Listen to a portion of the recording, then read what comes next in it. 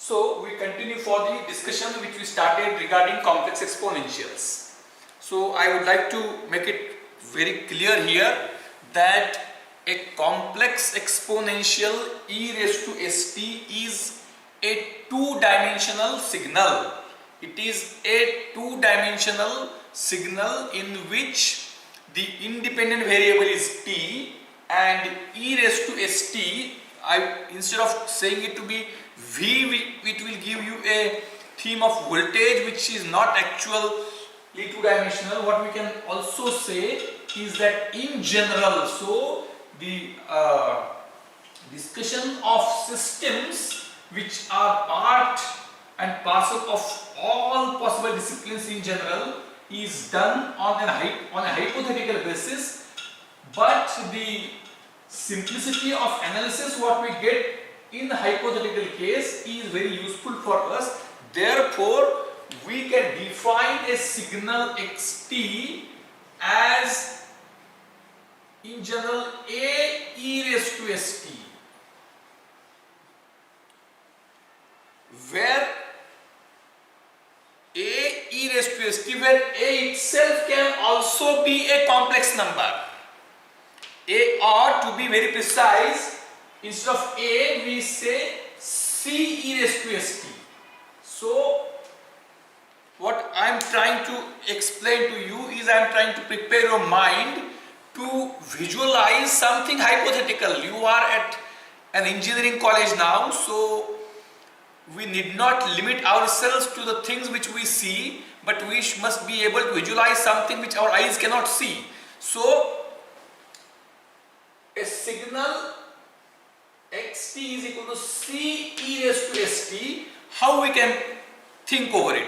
Where c itself can be a, whenever now it is said that a number, we prepare our mind to think of a two-dimensional number. But a number means a position in a plane which is having x and y coordinates, or real and imaginary number. So always whenever a number is given c, we should be able to look it as a plus jb. A number c, a complex number c is considered to be summation of a plus jb, where both a and b are signed numbers, or when we say real numbers, they include plus and minus. That is also important. So by what is a number? Before this discussion began, our concept of a number was something like mass 5 kg of wheat, 3 meters of cloth. So it was one number, one dimensional thing. But now we go for two-dimensional thing. So in general, unless otherwise specified, everywhere we must consider a number means a position in a plane. So c is a plus jb. So if it is so, in the end, when we say it is two-dimensional, one dimensional any time we can consider with other dimension to be equal to 0. If we build up our understanding for one dimension, then expanding it for two dimension becomes a problem. But if we start with two-dimensional discussion, then one dimensional is always a special case of two-dimensional entity with other dimension 0. So position in a plane, when I consider position on the x-axis, is very obvious if y coordinate is 0. So a signal xt, it need not be a voltage signal right now. In general, it's a signal. So xt, when I talk about xt is equal to c e raised to st. What does it mean? So s is a complex number. S is a complex number. It is having sigma plus j omega. C is also a complex number which is a plus jb. So in general, I can say as it is a plus jb. Right now I could have also started with considering this as a real number, but I want it to start at the beginning so that nothing remains away from your imagination. A plus jb e raised to sigma plus j omega into t. So what kind of signal this is? What kind of signal this is? Where t starting from 0, even actually now a negative of time is an imagination. But let us start from 0, let us see what happens. At t equals what will happen? At t equal to 0, this is 1, entire is 1. So what would be xt? So xt at t equal to 0, at t equal to 0, where would be xt position? When t is equal to 0, it is a plus jb. So if it is a and this is b, then at t equal to 0, the point is here. At t equal to 0, point is here. So if a is non-zero and b is 0, point will be on x-axis. If a is 0 and b is non-zero, point will be on this axis. If both are 0, it is 0 point. And if both are non-zero, point at t equal to 0 can be anywhere. So remember, when till now, till you were considering the actual signals, say voltage signal, pressure signal, temperature signal, all signals were considered one dimensional. So as time proceeds, at given time they have some value, as time changes, their value changes. Now we consider what is a signal. Position is a signal. Position in 2D plane is a signal. Suppose a very interesting example what can be given, that now it is virtual classroom mode, but in virtual classroom also if it is on Zoom, you can have some mischief. If it is actual classroom, then now that is also a practice which is older. You had laser gun pointers in keychains like that. So what you can do in the classroom, a student can play mischief and put the laser point on the screen. So what is a signal? A signal is hypothetical. It need not be voltage, it need not be current, it need not be temperature, it need not be pressure. It is a point on the board. If this is a plane, this is origin, and you are playing mischief, you are here, so a dot will appear. And you want to play mischief, so you will change your hand, the dot will move on the screen. So what is signal? A moving position of the laser point dot on the screen is a signal. It is hypothetical. That can act as input to something, and based on that it can generate some other signal. So what you should orient yourselves to consider that signal means two-dimensional signal. Signal means position in a plane. Signal means position in a plane. So now this is a real-time signal. So at every t, xt will be a point in 2D plane. So what is signal? A position in 2D plane. Xt will have some value. Value means what? It will occupy some point in the plane, and as t changes, it will change. So now, if omega is 0, and sigma is negative, if omega is 0 and sigma is also 0, what will happen? If both are 0, even if t is changing, this will be remaining 1, so it will be stationary signal. Listen very carefully. Sigma 0,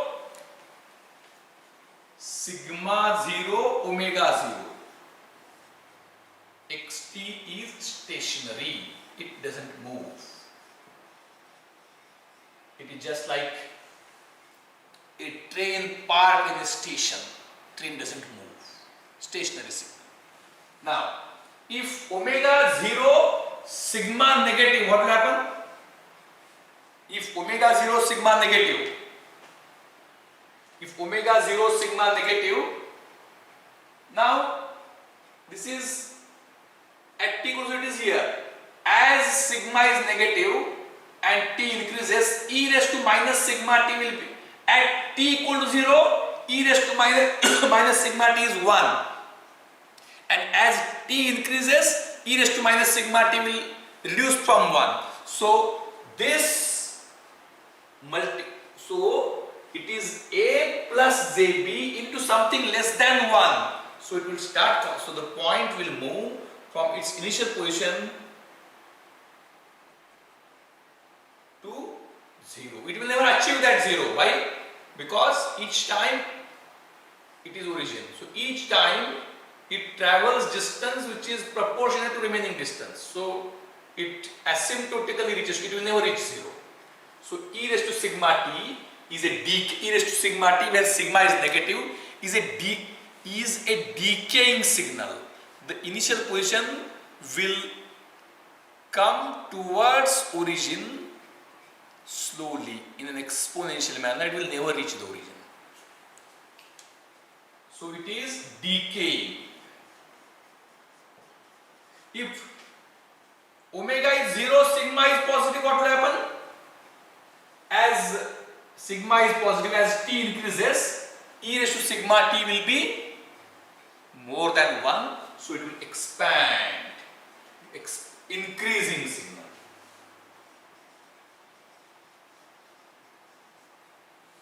And what A and B tell us? A and B. If A is 0, B is 0, 0 signal.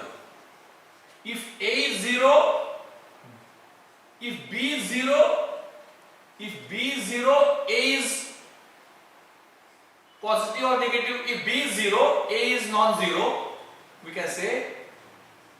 In that case, it would be signal on x-axis. So at t equal to 0, at t equal to 0, A plus JB tell initial position here. If both are 0, 0 signal. If A is non-zero, B is 0, it will be somewhere here. So on the axis. And if B is non-zero, A is 0 on the y-axis. So A plus JB is the value of xt at t equal to 0.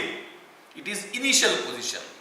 As t increases, what is xt? Xt is c e raised to sigma t, where c is A plus JB. Now, sorry, c e raised to st, where s is equal to sigma plus j omega. Now, when sigma is 0, omega is 0, it is stationary. Omega 0, sigma negative, decaying. Omega 0, sigma positive, increasing. Now, sigma 0, omega positive. Sigma 0 means what? So this, when I expand, it is e raised to sigma t into e raised to j omega t. What is e raised to j omega t? E raised to j omega t is the rotating point. E raised to j omega t is the rotating point. If sigma is 0, this will be 1. So this will be initial position, and e raised to j omega t. E raised to j omega t is a rotating point on unit circle. So when I multiply this by e raised to j omega t, it will be rotating point in anti-clockwise direction. So it will be anti-clockwise rotating.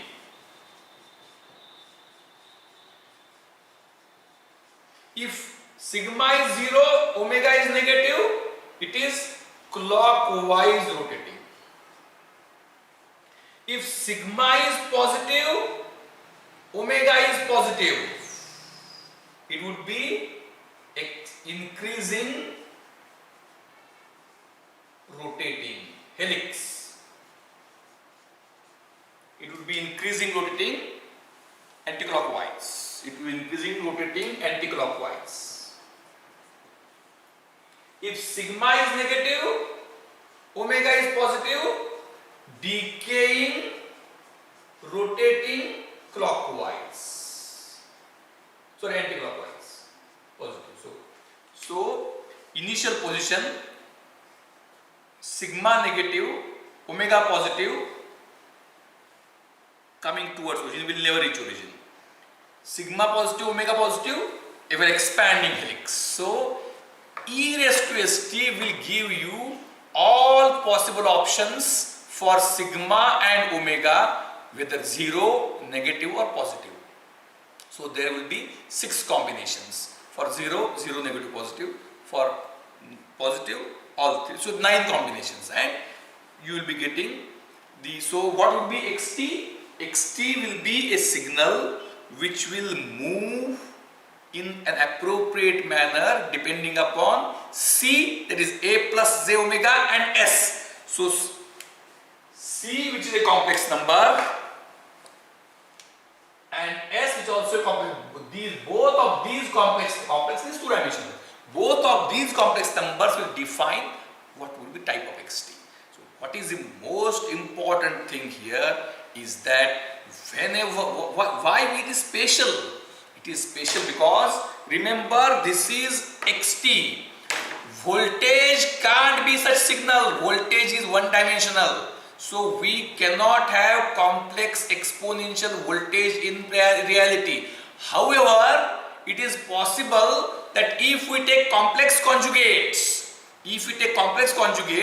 in that case when complex conjugates add, they add to a real number. When complex conjugates add, they add to a real number which is a reality. So we can, to find out how the system will behave, we can think of giving one hypothetical input, giving other hypothetical input in such a manner that their sum is real input. So applying real input can be thought to be application of addition of two hypothetical inputs, analyzing the system for them and coming out with a solution as their addition. And why this hypothetical is important? Because of the significant property of e raised to st, that its derivative is s e raised to st. Therefore, when the signal is of the type c e raised to st, when the signal is of the type c e raised to st, in that case, what is x dash t or d by dt of xt? D by dt of xt is c s e raised to st. I will just write it as s c e raised to st, that is equal to s xt. So d by dt of xt is s into xt. So we analyze the entire systems for a hypothetical complex exponential signal, and the analysis will tell us what is the nature of the system. And it is very easy because the derivative or integration is scaling. Therefore, even though it is entirely hypothetical, I would like you to think over it at a broader angle, and once you get this thinking habit, it is useful in second semester for signal system and again also for control systems. It's a very broad theme. See, it is not so easy at the first semester in the second year. The theme is complex if we have to understand. Otherwise, you can just mug up and pass. That is not the objective. So, any system which consists of those elements which exhibit differential relationship. For a resistive circuit, such discussion was never required because resistor is, we do not have a differential relationship between V and I. So in electrical engineering, the themes are voltage, charge and rate of flow of charge as current. So the relationship between voltage and current is linear for resistor, differential in one way for capacitor and differential in other way for the inductor, because capacitor stores electrical energy in the form of electric field, inductor stores electric energy in the form of magnetic field, and in that process of storage, when we say storage, it is something like in a way integration, because something previous comes into picture, and when something previous comes into picture, it becomes a first order system. So that's what I am trying my level best to explain to you, that whenever we are having R and C, L and C in circuit, we cannot think in a plain way, we cannot establish input-output relationship, because when we apply some signal, when differentials are there, we get a differential equation, and when we get a differential equation, direct relationship between input and output cannot be formed, cannot be expressed in a equation manner. Just like for resistor, you can always express VOT in terms of VIT. Like that, you cannot express VOT in terms of VIT for a circuit which consists of L and C unless you have restriction on the input type. If you have restriction on the input type, you can express, or if there is no restriction on input type, then it becomes a convolutional relationship, which we will address at a later stage. Right now we will think for a special class of inputs for which differentiation being scaling, it makes the things very simple. And I will now explain the concept of, in first year or somewhere else you might have also read somewhere, or you will read later on. This is actually Laplace domain. I am differing because right now I don't find its need, but now I am explaining you in the first year or maybe in the 11th, 12th itself, you have seen capacitive reactance as 1 upon J omega C. Now I will make it more broader. Say everything is hypothetical. I am again repeating, everything is hypothetical. Voltage can't be two-dimensional, but for the time being, if we say it is two-dimensional, what happens? Because when I actually apply something hypothetical, something real, which is summation of two hypotheticals. I analyze for each hypothetical and I get the answer for real. So let us say now a very simple one.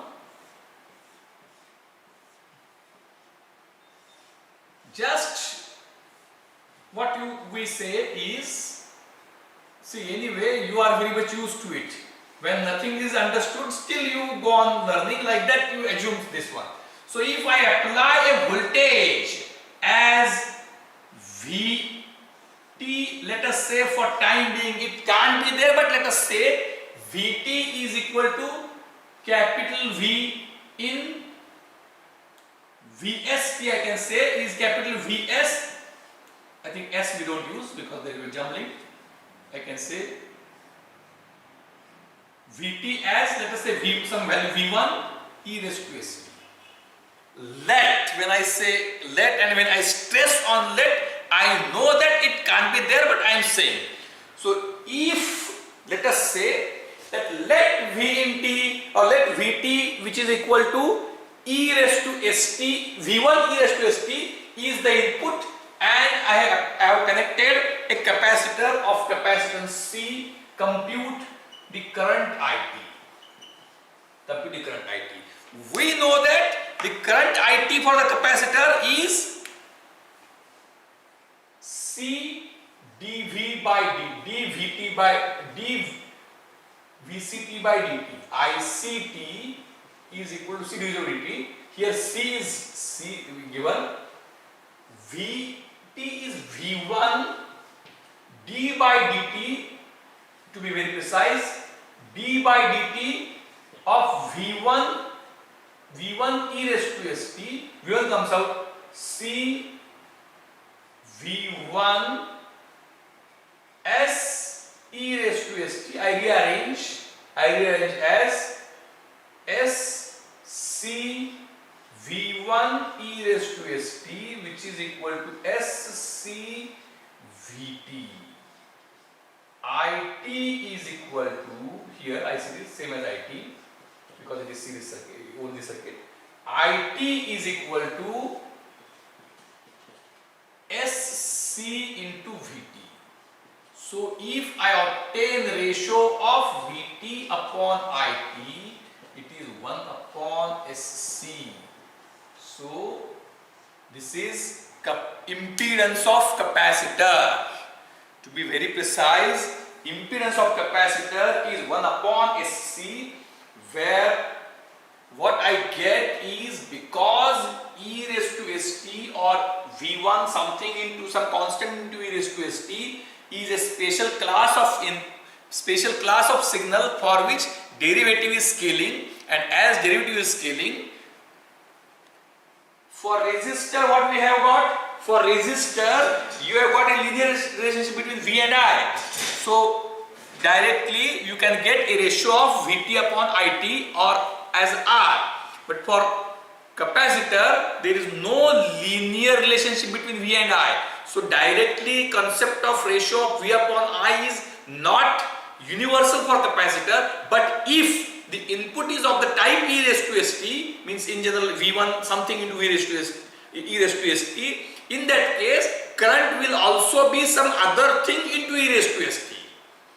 Voltage is something into e raised to st, current is some other thing into e raised to st. So voltage upon current, Vt upon It would be something upon some other thing, and e raised to st getting cancelled. So that would be 1 upon Sc. Would be 1 upon Sc.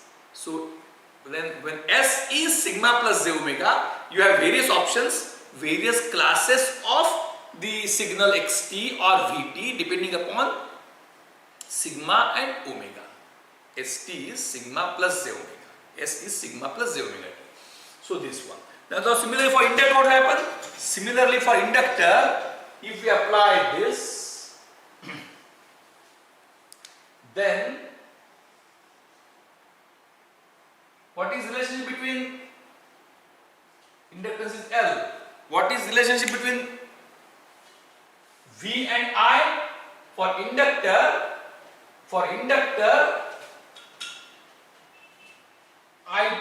Vt would be L dit by dt.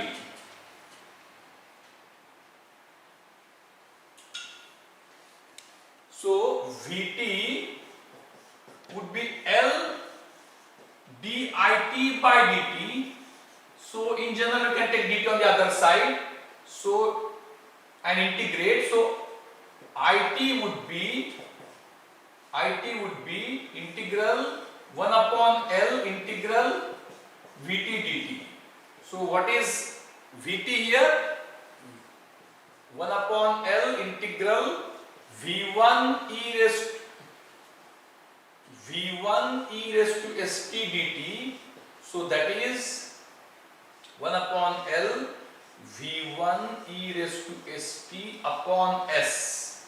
So it is 1 upon S L V1 e raised to st. What is It? Well, what is this? So It is equal to 1 upon S L Vt. So Vt, when It comes on this side, Vt upon It for inductor is S into L. And for resistor, ratio of V upon I is R always.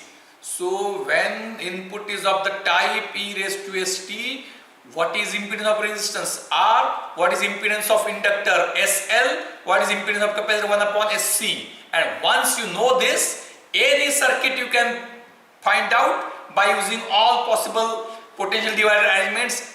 Means in general what you will get, it's very simple now. You can connect any resistances, any capacitances I will show you, and that will give us output as something into input. So we will start with various things. Let us say we start with simple thing always, that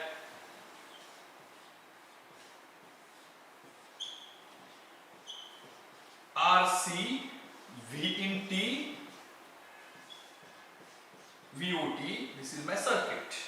Now if V in T is of the type e raised to st, if V in T is of the type e raised to st, for such, and I hope that henceforth I will every time don't repeat, it is, you should assume that it means whatever discussion in this and next lectures would be restricted to the class of complex exponential, which is hypothetical signals. When complex it doesn't materialize, you can't create that signal, you can't perform experiment, but it's very important to understand. So for a complex exponential types of voltages and currents, it is possible to define a ratio between V out voltage at any 2 points to input, or for any, just like when we did not have the concept of inductor and capacitor, only for resistive circuits it was possible to define the ratio of voltage at any voltage between 2 points and current in any branch, or current in one branch and current in other branch, or voltage between 2 points and voltage between 2 other points. Marathi सांगतो, जेव्हा फक्त resistance असं circuit होतं, फक्त रेझिस्टन्सचा समावेश असलेल्या circuit करता कुठल्याही इनपुटसाठी कुठल्याही ब्रांच मधला करंट आणि कुठल्याही 2 पॉइंट मध्ये व्होल्टेज रेशो काढता यायचा आणि तो रेशो काहीतरी फिक्स असायचा. कुठल्याही एका ब्रांच मधला करंट दुसऱ्या ब्रांच मधला करंट काढता यायचं. एका ठिकाणचं व्होल्टेज दुसऱ्या ठिकाणी व्होल्टेज, म्हणजे कुठलाही व्होल्टेज कुठलाही करंट याचा कशाही प्रकारे रेशो घेतला तरी ते रेशो डिफाईन करता यायचे.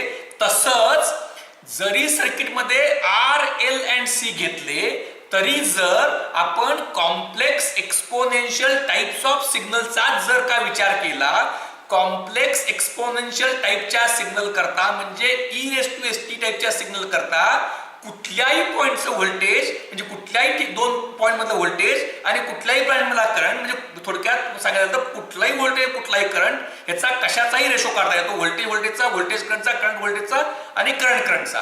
And that ratio is a function of S that I will explain now. So here, so it is very simple. Just go by, now it is a high school scholarship examination type of competition.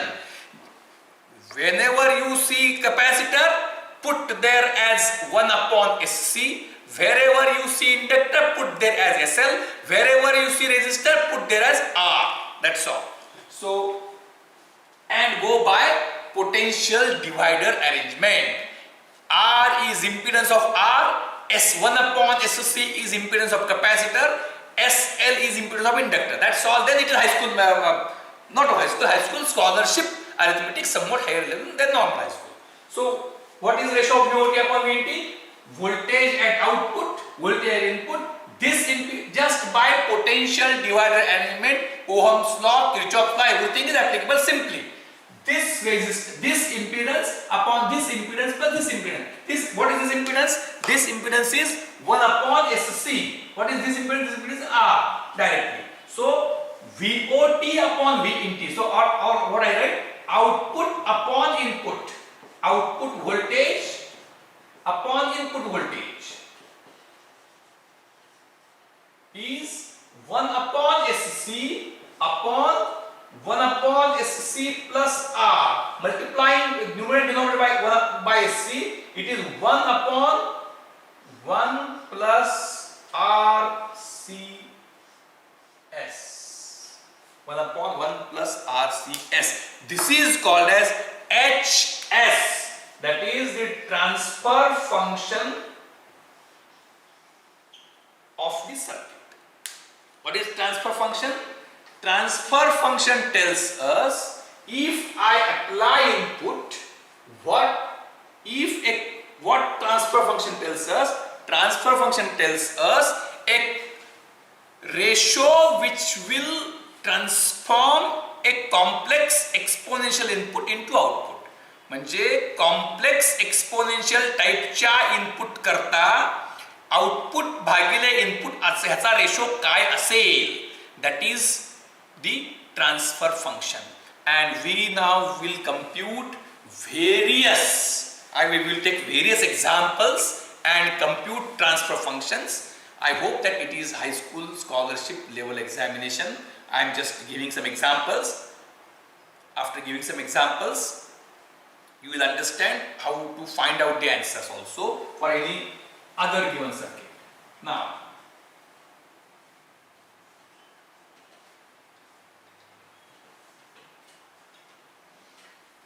I am trying my level best to explain the things in such a very simple manner. Those who are very much experts and somewhat, what we can say, very genius students might find that this is something which is substandard. If someone will say, no sir, the things are not taught in such fashion in engineering college. But what my point is that everybody has to understand. Therefore, by seeking excuse of those super experts, I would like to generalize. So let us have a simple circuit.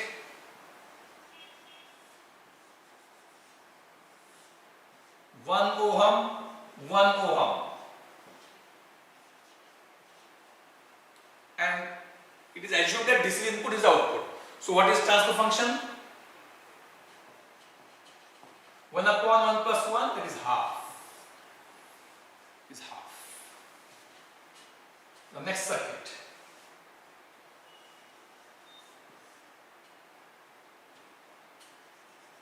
Now we can find in terms of L and C and R, but we will take values and simple values, 1 and 1.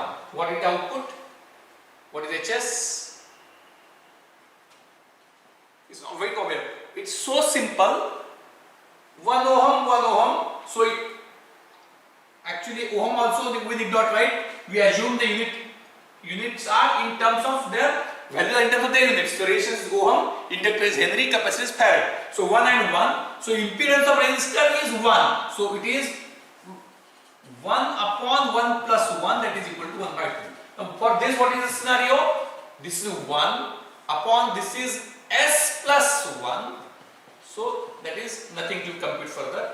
So impedance, the answer is 1 upon S plus 1. 1 upon S plus 1. Now we take various things and I am sure that you will get a very good habit of it. 1 1. So it is HS is 1 upon S plus 1 multiplying so as to make it simpler. Denominator should be simpler. So multiply by S in the numerator and denominator. So it is equal to S upon S 1 plus S. Write S on left hand side. Means write in higher order. 1 upon S upon S plus 1. S upon S plus 1. Now one more.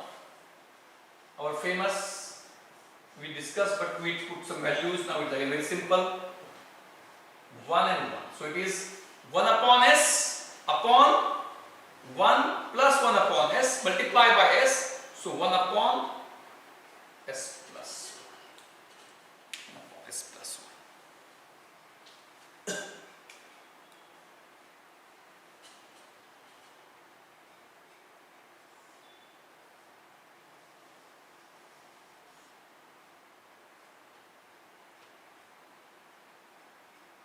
This is something which is very typical now.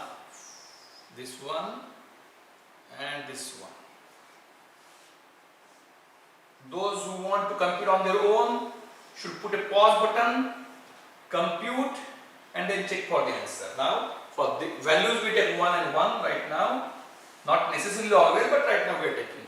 So those who want to compute on their own should put a pause, calculate and can verify. So what is the answer now?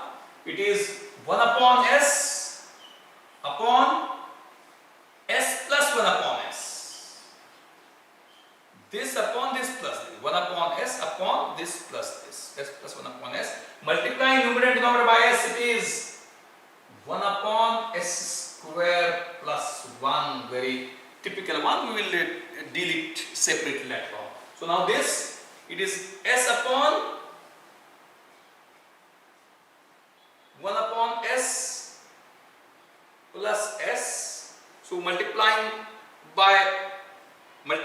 numerator by S, it is S square upon S square plus 1. S square plus 1. What does it mean? What is what we can say significance of this? All these discussions will come, but at least in today's and tomorrow's lecture we must be able to compute it like the expertise which you have got in high school scholarship. You should be smart enough in computation. Its meaning after some time will be automatically known. The next now.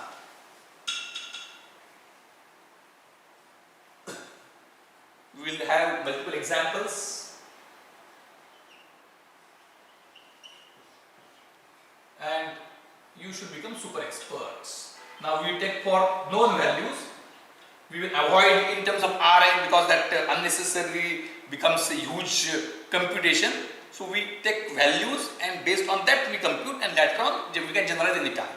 So again we take simple 1 1 1. So what is the scenario now? Those who want, I need not tell it each time. Whenever I address a problem and I am going to solve, you can put a pause, try to solve and verify.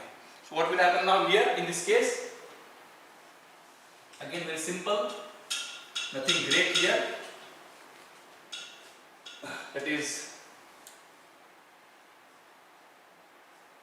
1 upon s upon 1 upon s upon this plus this plus this plus this. While writing, just I write 1 upon s upon this, to just writing in order. S plus 1 plus 1 upon s plus 1 plus 1 upon. I think it is very I did not take much time because it is very simple.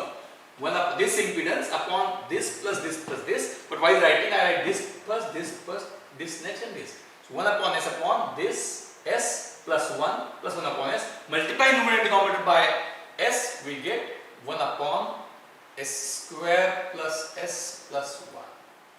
1 upon s square plus s plus 1. So just various things I am elaborating, and then based on that, based on this transfer function,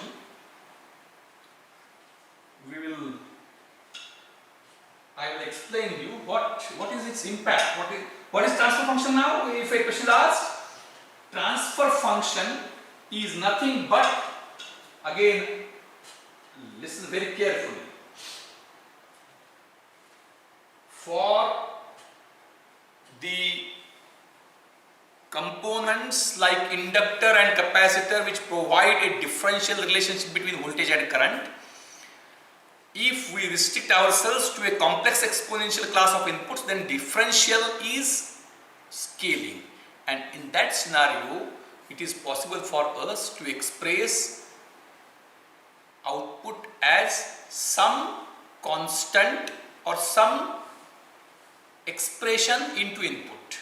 So if input is complex exponential, then output is also a complex exponential with the same term in the exponential s into something which is a function of s. मराठीत सांगतो, resistor चालतोच inductor आणि capacitor असलेल्या सर्किटमध्ये, की ज्यामध्ये inductor आणि capacitor करता voltage आणि करंटची रिलेशनशिप ही डिफरन्शियल प्रकारची आहे, वेगवेगळ्या. तर त्या सर्किटमध्ये जर कॉम्प्लेक्स एक्सपोनेन्शियल टाईपचा इनपुट व्होल्टेज सिग्नल दिला, कॉम्प्लेक्स एक्सपोनेन्शियल टाईपचं व्होल्टेज असत नाही, ते फक्त ॲज पाहिजे घ्यायचं आहे.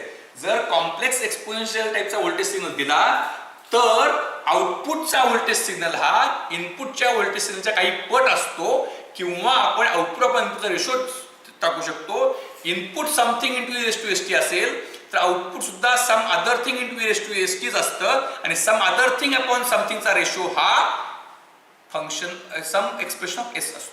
It depends on s. ते आपण बघतो, we are discussing just now. So what is hs? hs is the ratio of output upon input, आणि रेशो काय येतो तर कॉम्प्लेक्स एक्सपोनेन्शियल करता इम्पिडन्सेस हे डिफाइन करता येतात, कारण डेरिव्हेटिव्ह म्हणजे मल्टिप्लिकेशन. e st टाइपच्या इनपुटचा डेरिव्हेटिव्ह म्हणजे multiplication. Derivative of e st means d by dt is s into x. So x dash t is s into xt. That is d by dt. Derivative of xt is s into xt.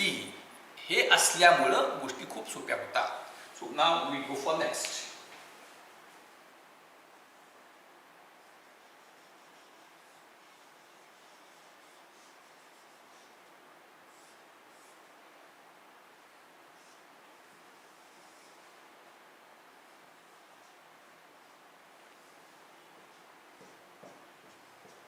So it's somewhat further. So it is this upon this plus this. So while expressing this, I will express as 1 plus 1 upon s upon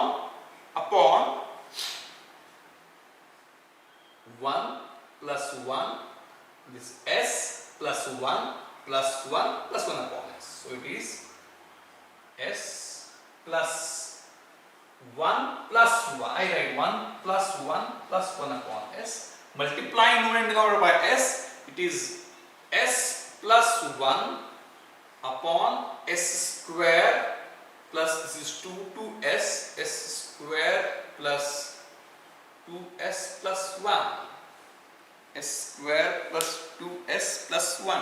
So what magic we get here, it's very interesting. I again repeat, 1 plus 1 upon s upon s plus 1 plus 1 plus 1 upon s, so s plus 2 plus 1 upon s, multiplying it by, multiplying numerator and denominator by s plus 1 upon s square plus 2s plus 1, this is equal to 1 upon s plus 1. This is 1 upon s plus 1, because this s square plus 2s plus 1 is, this is equal to s plus 1 upon s plus 1 square. This is for typical values of 1 and 1. If I change the values as half and half, let us say what happens. Half and half, I rewrite again. So in that case it becomes half plus 1 upon s upon s plus half plus half plus 1 upon s. So it is half plus 1 upon s upon s plus 1 plus 1 upon s. Now if I multiply by s, what will happen? It will become half s by 2 plus 1 upon s square plus s plus 1. Now it is not a complete square. Now it is not a complete square. I can multiply by 2 also. So it is multiplying numerator down by 2, s plus 2 upon, it is 2s square plus 2s plus 2. So it is something which is different. Now we will take one more, and then I will explain to you what will happen in case of various inputs and what is the for various circuits, what is the impact depending upon S, that we can elaborate very appropriately. I again would like to make you aware that such complex exponential input cannot be there. It is a mere hypothetical thing, but it tells the actually complex exponential is what we can say one of the wonderful facets of human intellect. I don't know whether in AI based things, whether it's not that we are thinking in a conservative mindset, but the thinking of complex exponential by human mind is something which is very marvelous, and whether AI based systems can think something on their own to this extent, I doubt. So it is said that again it's maybe an orthodox view that AI, no doubt, means computer is expert than human being, but with a limited domain. Then AI is expert in many aspects, much more than a computer in multiple domains. But whether the supremacy of human brain, which is in such kind of what we can say imaginary things, whether that can be replicated in AI based things or not, is a debatable question. Now we will take one more. That is quite interesting now.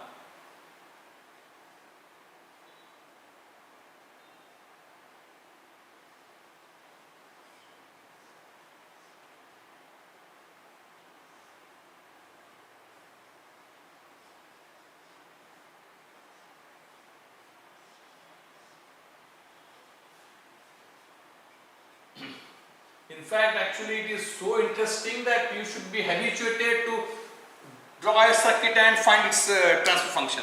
So what this would be now? So here you compute its parallel impedance. What is parallel impedance? So impedance of this is S 1 upon S, S 1 upon S. So I will translate this circuit again. Same thing I will write, same thing I will write, and I will write something as a box, that's Z. So what that Z would be? This is parallel, I will replace it by single entity. So parallel impedance is, if R1 parallel R2 is R1 R2 upon R1 plus R2. So this is this Z would be, this is S, this is 1 upon S, no problem. This would be this into this, S into 1 upon S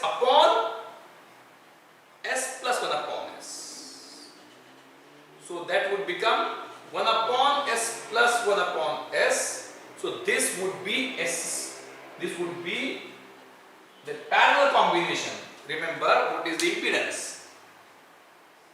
S into 1 upon 0, 1 upon S plus 1 upon S. 1 upon S plus 1 upon S multiplying numerator and denominator, multiplying, so 1 upon S plus 1 upon S multiplying numerator and denominator by S, it is S upon S square plus 1.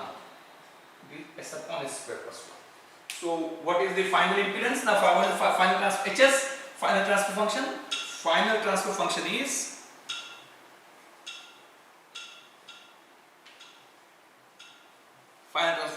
this upon this plus this plus this. So I write again S upon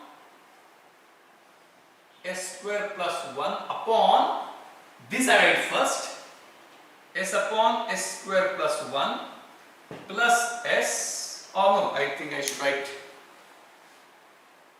anyway it doesn't matter, plus S plus 1 upon S.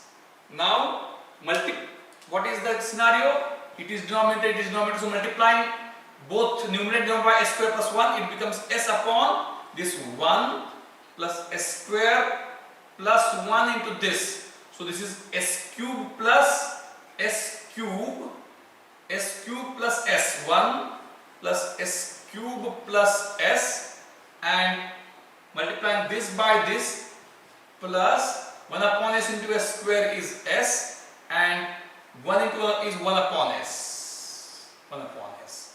So what is the scenario now? It is S upon, now what has happened? This S plus S, so 2S, so I rewrite again. S upon S cube plus 2S